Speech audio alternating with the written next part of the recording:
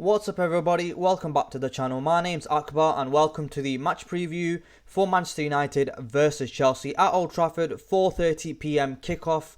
And manager Maresca was appointed as Chelsea manager on June the 3rd, 2024, and he joined officially as head coach on the 1st of July 2024, signing a 5-year deal with an option for a further year. And previously he did manage Parma from May 2021 to November 2021, and then after that he managed Leicester for one season from June 2023 to June 2024. He went on to lead Leicester to Premier League promotion, and then after that he left Chelsea and officially signed for Chelsea on the he signed for Chelsea. He began his job at Chelsea on July the 1st, 2024. So yeah, in terms of our head-to-head with Chelsea, last season Manchester United did win at home at Old Trafford, courtesy of 2 McTominay goals, and Palmer did score for Chelsea. This was in December 2023, but then away from home in April 2024, Manchester United lost that game 4-3. Manchester United were leading Chelsea 3-1, I believe. Was it 3?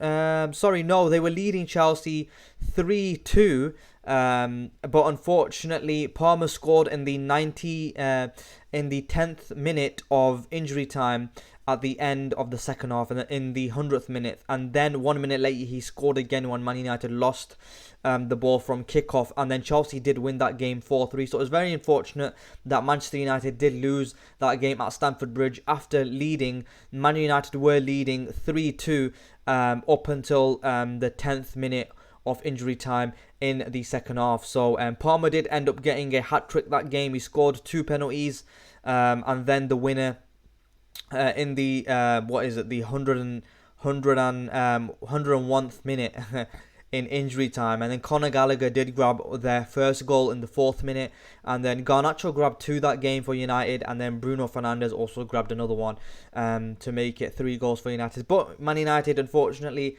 did lose that game 4-3 at Stamford Bridge.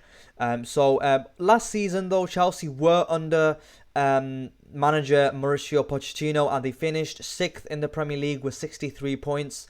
They won a total of 18 games, drew 9, lost 11, scored 77 goals and conceded 63, and had a plus 14 goal difference. They finished 3 points ahead of Newcastle and Manchester United, who both finished level on points with 60. So yes, let's have a look at some insights for the game. So Man United are unbeaten in their last 11 home league games against Chelsea, winning 5 and drawing 6, and are looking to win 3 in a row against the Blues at Old Trafford for the first time since January 1957. Despite trailing in stoppage time, Chelsea won their last Premier League game against Manchester United 4-3 in April, like I mentioned.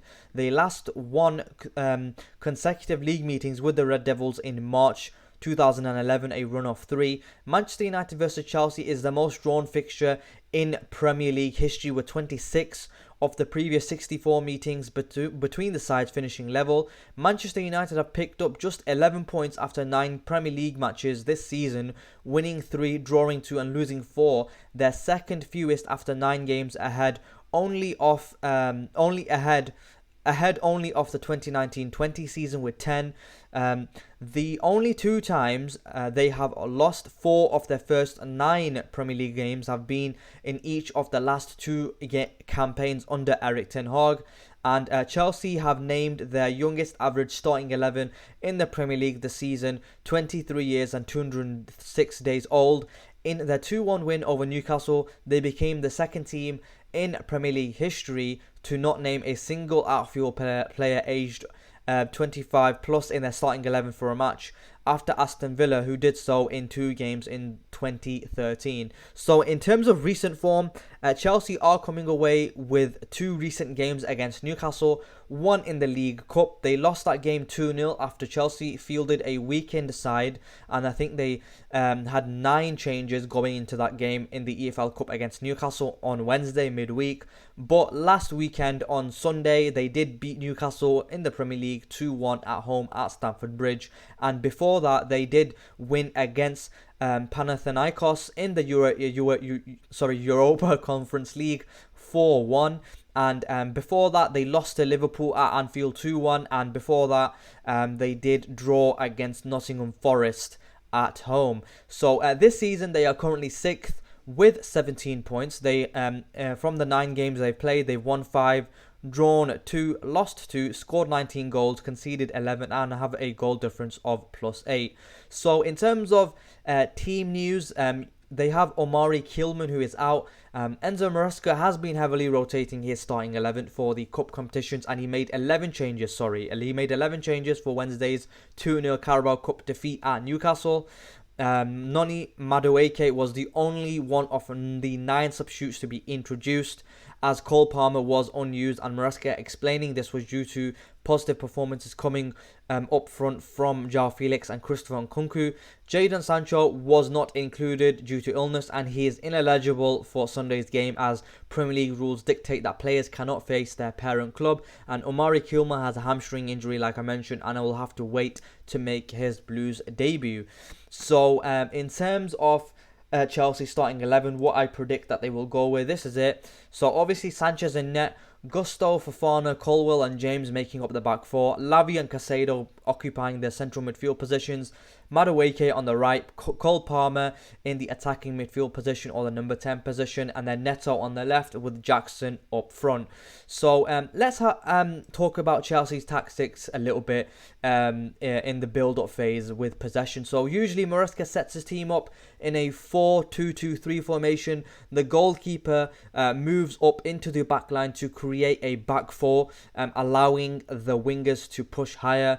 The 6 building players can work together to beat the initial press, and the 5 attackers can cooperate to create goal scoring opportunities. So often you see the goalkeeper pushing into the back line to basically make that 4, and then one of the fullbacks then pushes up to you create that midfield, and then one of the central midfielders pushes up as well alongside Palmer, and then you've got the 3 up front with Madueke, Jackson and Neto forming that front 3.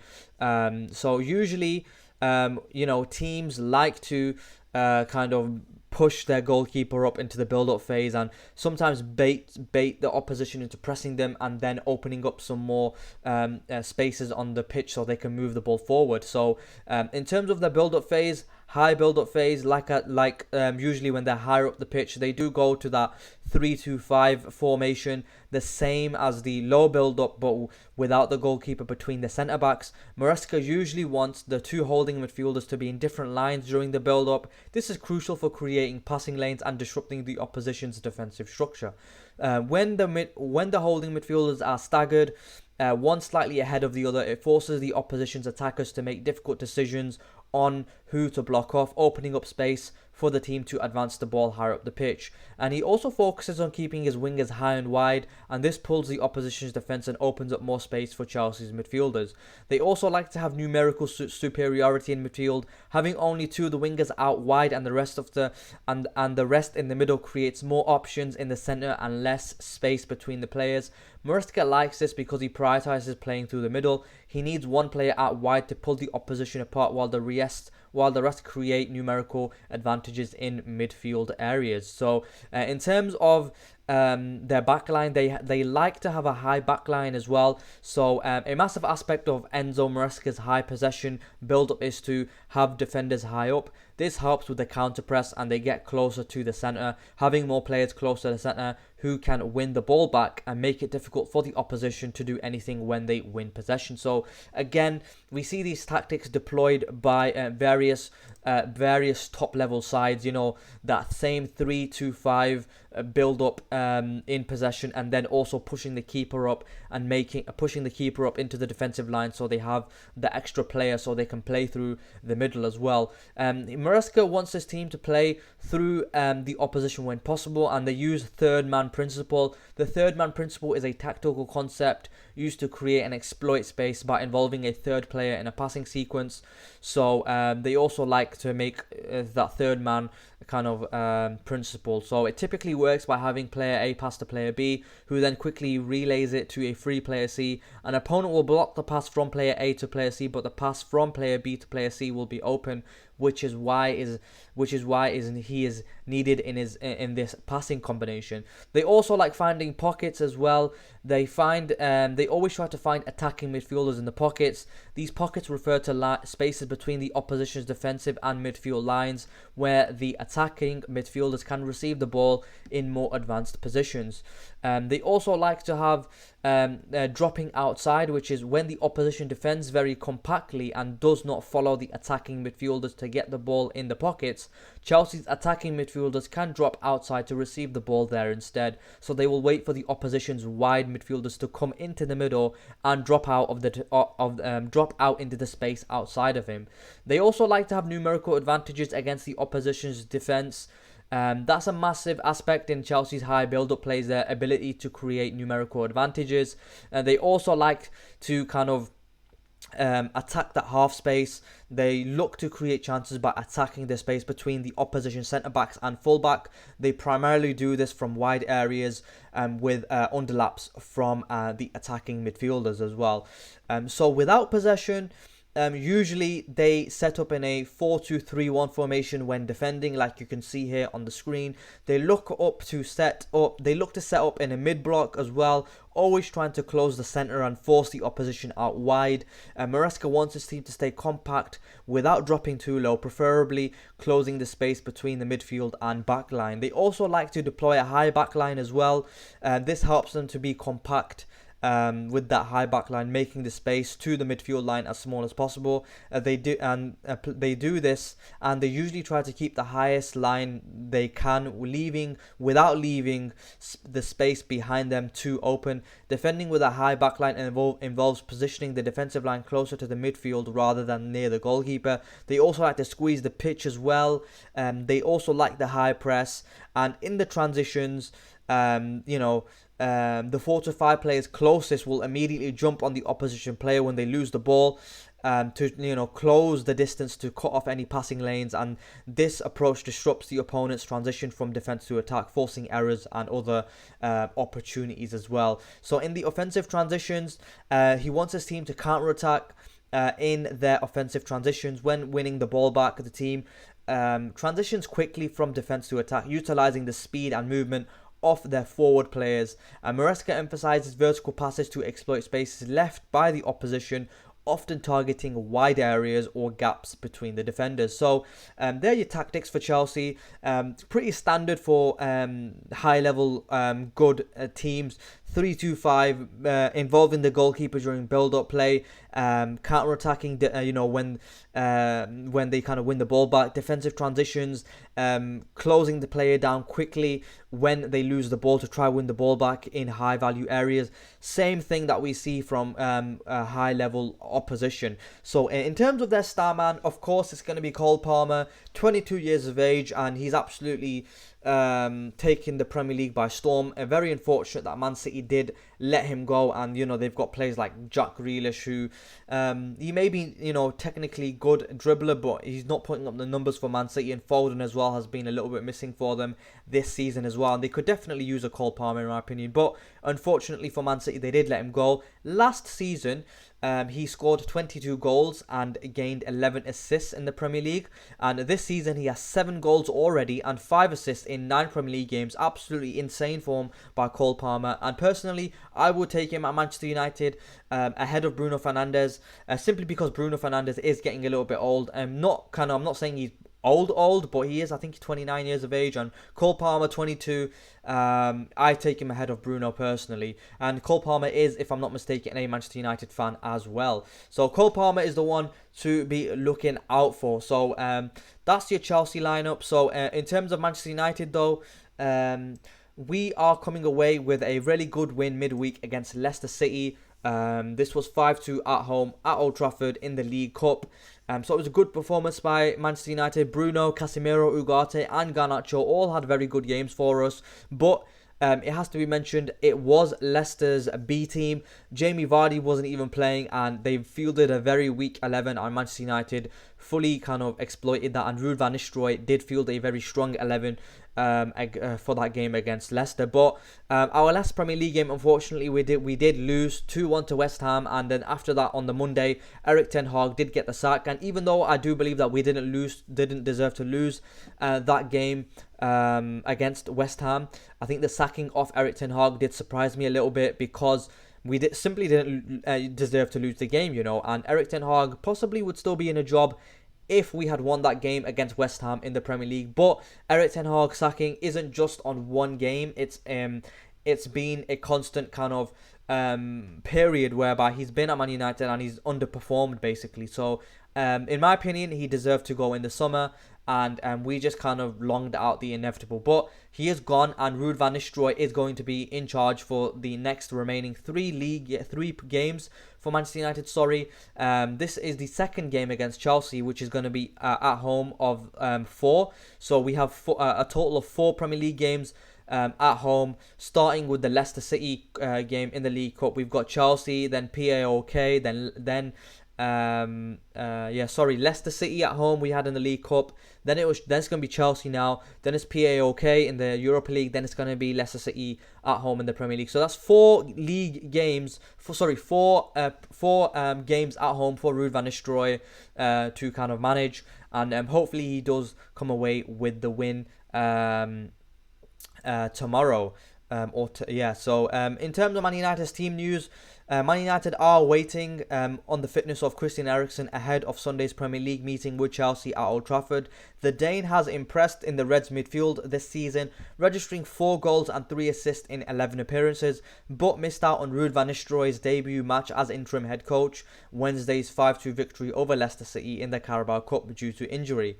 Eriksen has played 79 minutes in our last top flight fixture at West Ham, but was substituted for Joshua Zirkzee after picking up a knock. Academy pair Jack Fletcher and Jayce Fitzgerald filled in as midfield options on the bench midweek, but Van Nistelrooy is hopeful he can have our number 14 available for the visit of Enzo Maresca's Blues. So let's head into Manchester United starting 11, the 11 that I would go with.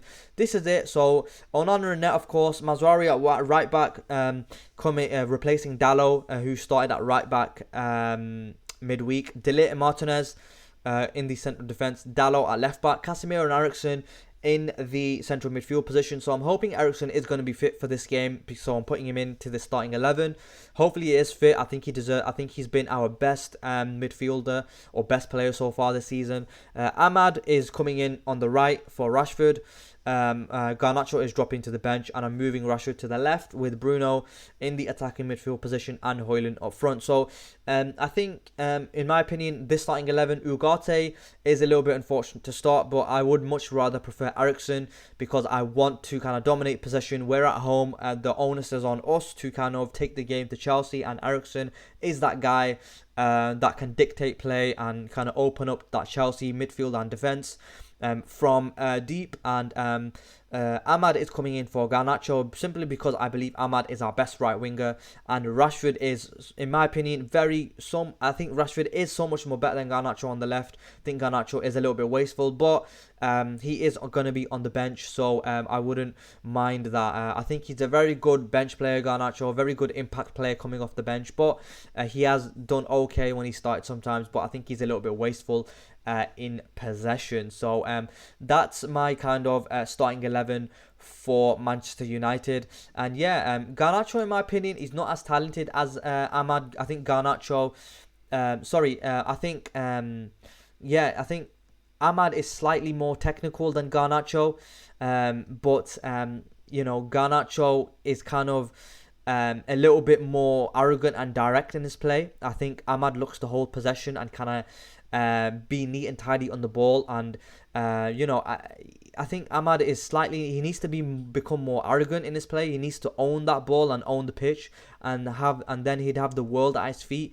because unfortunately talent isn't enough. I think Ahmad is quite talented, but he needs to showcase that a little bit more. I think he's shy a little bit when he's on the ball, and I think he needs someone that can give him that confidence to kind of run at your man, cut inside, have a shot, and he didn't look short of confidence when he tried the overhead kick against Leicester midweek as well. So yeah, in terms of my starting 11 as well, Eriksen especially has to start, in my opinion. He needs to start all the big games. Eriksen didn't start against Liverpool, and we lost 3-0. He didn't start against Spurs, and we lost 3-0 as well. So Eriksen, I think he's very underrated, and I would start Eriksen ahead of Ugarte. So yeah, in terms of my star man, I am gonna have to go with Eriksen, but Rashford as well. He is our best left winger in my opinion. I think Rashford is better than Garnacho, and Ahmad is our best right winger as well. So how do you beat Chelsea? In my opinion, of course, I'm going to say what I said previously in previous videos. Pace, power, strength, unpredictability. They're your 4 that you really need to when you're attacking. And intensity as well.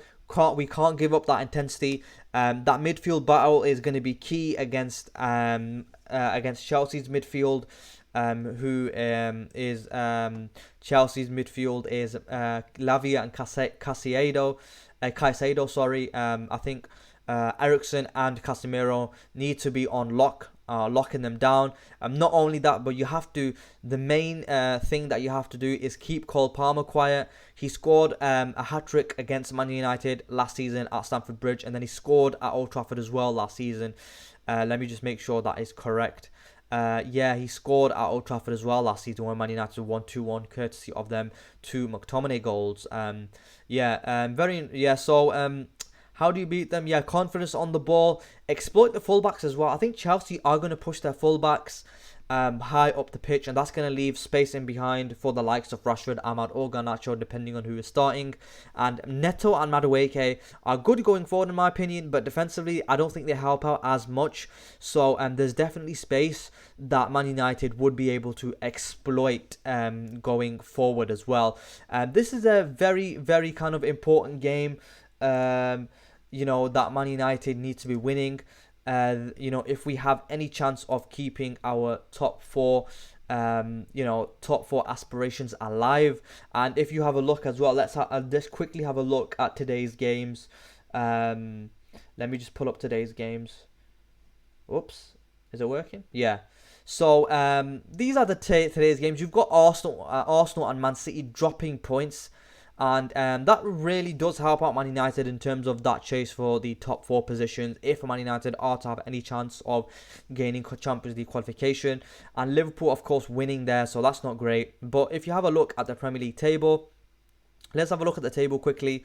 Liverpool, of course, top of the league with 25 points, but Man City there with that loss to Bournemouth. So in terms of getting into the top 4, if Villa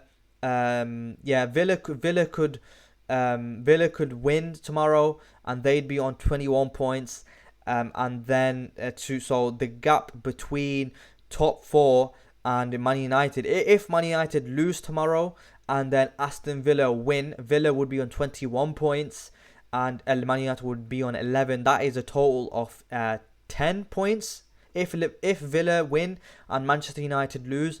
If Man United are 10 points kind of, away from top 4. I think top 4 is completely finished tomorrow if Man United do lose and Villa win. But then again, if Villa don't win and Chelsea win, the gap between Chelsea and Manchester United would be a total of 9 points, if I'm not mistaken. Yeah, so if Chelsea win against Man United, we are 9 points, possibly 9 or 10 points away from Champions League qualification in the top 4. And then at that point, tomorrow, I think top 4 would be completely gone in my opinion. So it is absolutely imperative that Manchester United come away with all 3 points tomorrow if we are to have any chances of finishing in the top 4 in the Premier League to be alive. Otherwise, if we don't pick up 3 points, I think top 4 is completely done. And I did mention after that Spurs game that top 4 would be done as well. But this this game would be the final nail in the coffin. And in terms of top four being completely over, in my opinion, even though mathematically, of course, it's still going to be possible if you win all your remaining games, but it's just, not feasible, not possible that you're going to win all your remaining games until the end of the season as well. So I think it's going to be a very tough game tomorrow. I'm not sure whether I want to predict a win, because I think I predicted a win against West Ham and we lost. So I want Ruud to do well and stuff, and I know Man United fans are very confident that, now Erik ten Hag is gone, the shackles are kind of been released kind of thing, and, Man United are very confident going into this Chelsea game, but I'm just, and on top of that, we got that win against Leicester midweek, but I'm just not confident in these players, I didn't believe in Erik ten Hag. Of course, I'd lost faith with him like last season or whatever. But I just don't feel like as if Manchester United are going to be winning this game. I'm not that confident for this game. So, you know what? I am going to go for a Manchester United loss. I think Palmer is going to turn up, and I think Jackson is going to turn up as well tomorrow.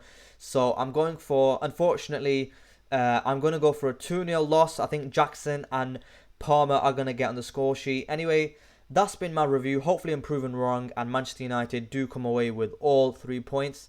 If you enjoyed this preview, leave a like, comment and subscribe. And hopefully I'm proven wrong and Manchester United come away with all 3 points tomorrow. And I'll catch you after the match.